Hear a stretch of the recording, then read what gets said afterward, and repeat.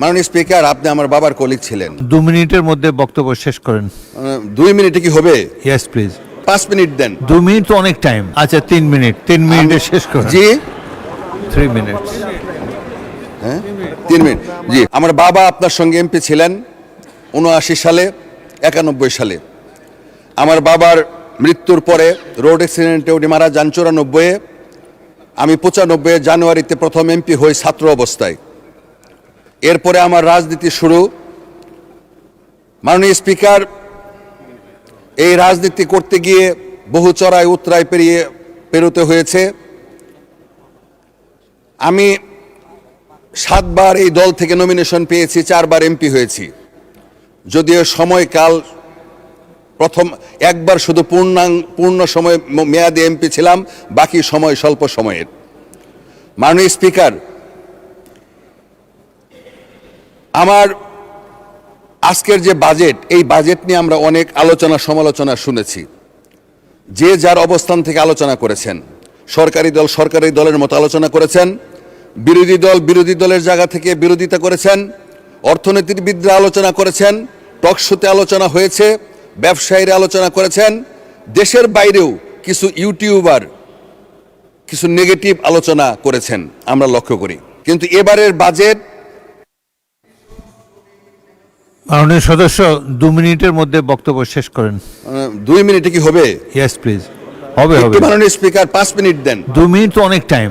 মাননীয় স্পিকার, আপনি আমার বাবার কলিগ ছিলেন। আচ্ছা 3 মিনিট, 3 মিনিটে শেষ করেন। জি 3 মিনিট। হ্যাঁ 3 মিনিট। জি মাননীয় স্পিকার, যাই হোক, এই বাজেট নিয়ে আলোচনা করলে দীর্ঘ সময়ের প্রয়োজন। আমি এইদিকে আলোচনা করব না। 11 তারিখের পর থেকে দীর্ঘ আলোচনা হয়েছে। আমি আমার শেরপুর নিয়ে আলোচনা করতে চাই। মাননীয় স্পিকার, আমার শেরপুর একটা ছোট্ট জেলা। এই শেরপুরের খুব একটা পরিচিতি ছিল না। আমাদের অনেক মানুষ মনে করত এই শেরপুর কি বগুড়া শেরপুর কিনা।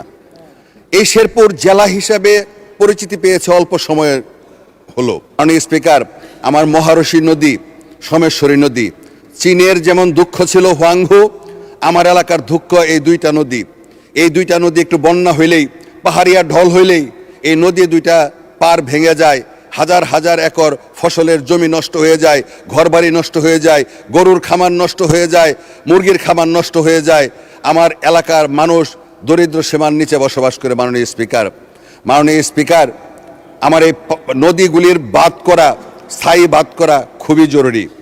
মাননীয় স্পিকার, সময় শেষ হয়ে গেল। আর 1 মিনিট মাননীয় স্পিকার। কি করবেন আর 1 মিনিট দিয়ে? আচ্ছা বলেন 1 মিনিট আর কি বলেন, 1 মিনিট বলেন।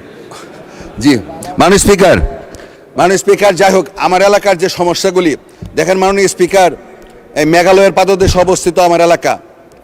মাননীয় স্পিকার, এখানে হাতি মানুষের দ্বন্দ্ব, এটা মানুষ শুনলে হাসে। এই আধুনিক যুগে প্রত্যেক বছর হাতির পায়ের নিচে পড়ে মানুষ মারা যায়। এটা কোনোভাবেই মেনে নেওয়া যায় না।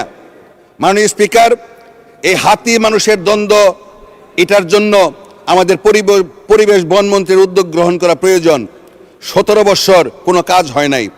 এই 10-12 বছরে প্রায় 50 জনের মতো লোক মারা গেছে।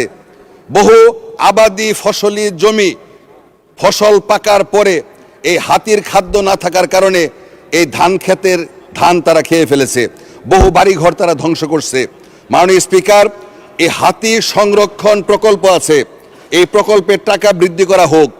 এই বাংলাদেশের যে কয়টি ধন্যবাদ মাননীয় সদস্য।